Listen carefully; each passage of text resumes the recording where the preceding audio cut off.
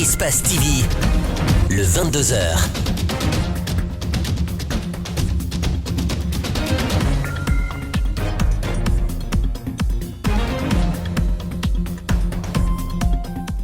Bonsoir à tous, bienvenue aux 22h. Voici les titres à développer dans ce journal. La loi de finances rectificative est caractérisée par un faible taux d'exécution budgétaire et une faible mobilisation des ressources. C'est du moins ce qui ressort de la présentation du budget par le gouvernement.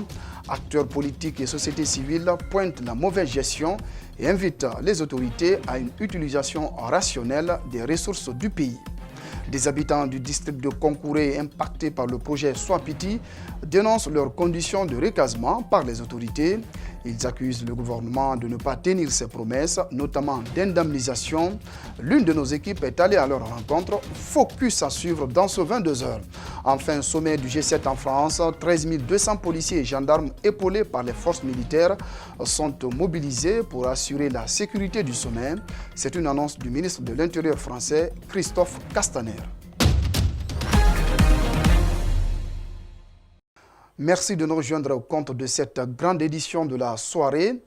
Un faible taux d'exécution budgétaire qui est à 30% et une faible mobilisation des ressources, c'est le constat des acteurs politiques et de la société civile après la présentation des résultats en termes de recettes et de dépenses à l'Assemblée nationale.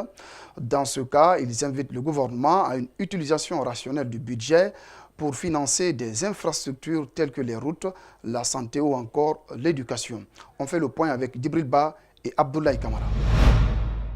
La loi de finances rectificative, dans son article 50, résulte d'une explication des autorités des finances sur des modifications à apporter sur le budget de l'année en cours.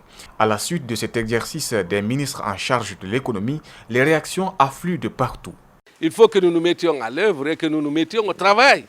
Les Guinéens sont sous les manguiers en train de parler et il faut que le gouvernement fasse tout, ça ne peut pas se faire. On est en train de former des cadres, il faut que les initiatives se créent, il faut mettre les travailleurs au pas. Le budget qui a été présenté affiche de faibles taux d'exécution. Dans sa partie recettes, il donne 47%, ce qui n'est pas rassurant, fait remarquer ses députés. Il dénonce le manque de capacité du gouvernement à toucher tous les secteurs générateurs de revenus. Les raisons sont claires au dire de cet économiste. Avant de parler de dépenses, il faut d'abord parler en fait de ressources. Si on n'a pas de ressources, on peut avoir les meilleures intentions possibles, on n'y arrivera pas.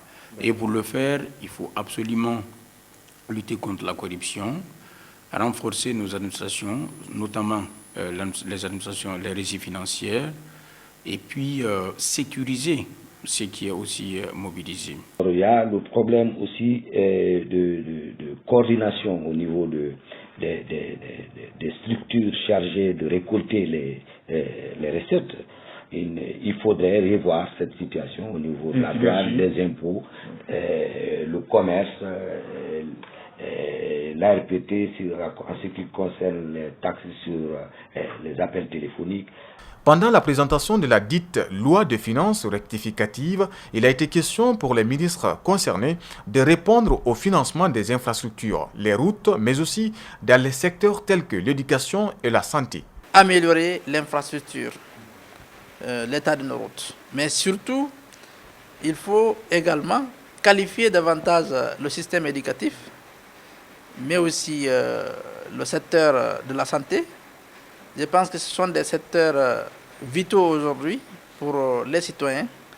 Et c'est ça qui intéresse le citoyen lambda. Est-ce que sa santé est améliorée? Est-ce que l'éducation est de qualité? Nous avons véritablement l'accès à des soins de qualité, l'accès à une éducation de qualité, mais aussi des infrastructures routières de qualité pour permettre non seulement aux citoyens guinéens de circuler librement, mais aussi de permettre aux producteurs d'écouler leurs marchandises. Force est de poser des interrogations sur la gouvernance actuelle de l'État, surtout quand on se focalise sur les déficits soulevés par les uns et les autres. Touré, lui, fonde son espoir sur un budget qui trouvera son équilibre d'ici la fin de l'année. Ils sont nombreux, les citoyens qui exigent de l'État des résultats à la suite des recettes engrangées par le ministère du Budget.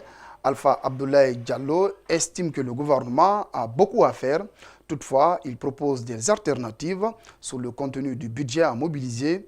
Éventuellement, il est au micro de Djibril Ba. Il est nécessaire aujourd'hui que le ministère du Budget puisse identifier véritablement des opportunités pour que ce gap soit comblé. Parce que sinon, à la longue, ça peut créer des écarts qui auront de l'impact par rapport aux dépenses prévues. Et ça, c'est fondamental.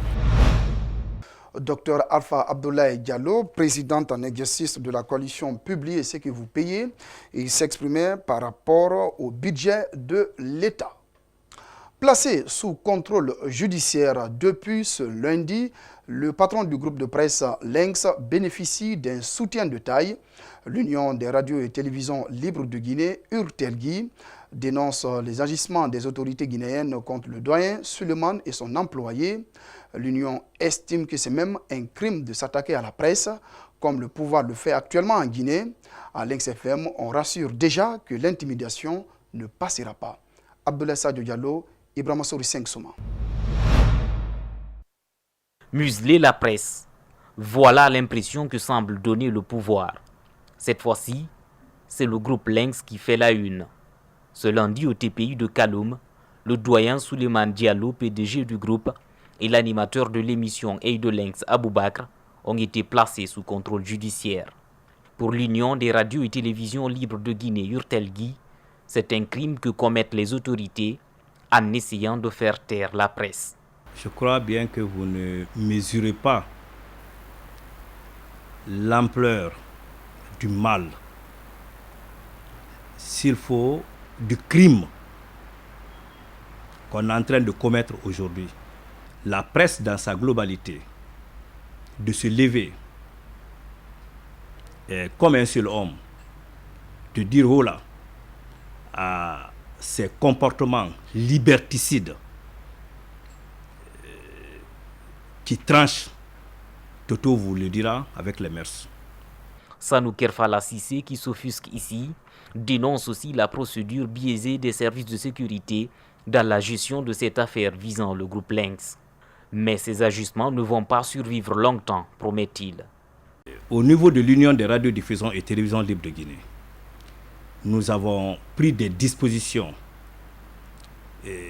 Dans les minutes qui suivent, nous allons réagir de manière énergique pour mettre terme à ces agissements.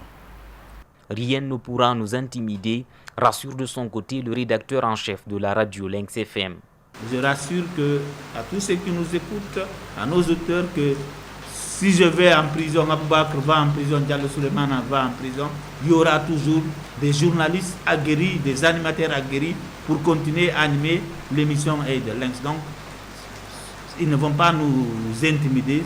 La mise sous contrôle judiciaire du PDG de Lynx et d'Aboubakr exige d'eux de se présenter chaque mercredi et vendredi au TPI de Kaloum.